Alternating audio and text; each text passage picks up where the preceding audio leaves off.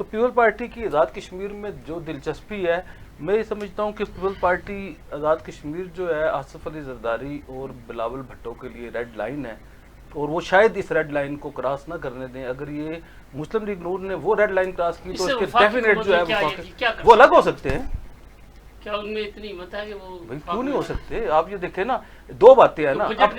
شہزاد صاحب میری بات انہیں جوڑا ہوا ہے، انہیں جوڑا ہوا ہے اسٹیبلشمنٹ نے. ٹھیک ہے جی، اسٹیبلشمنٹ جو ہے وہ یہ تاثر بظاہر یہ تاثر ہے کہ مسلم لیگ بھی ان کے، پیپل پارٹی بھی ان کے، لیکن یہ تاثر تو نہیں ہے نا کہ آپ ایک جو ہے وہ ایک سے زیادتی کریں گے دوسرے سے زیادتی نہیں کریں گے. پیپل پارٹی کے ساتھ اسٹیبلشمنٹ جب آصف علی زرداری اور بلاول بھٹو زرداری بات کریں گے تو کون سی ایسی طاقت ہے، کون سی ایسی اسٹیبلشمنٹ ہے جو کہے گی کہ ہم آپ کے ساتھ زیادتی ہونے دیں گے؟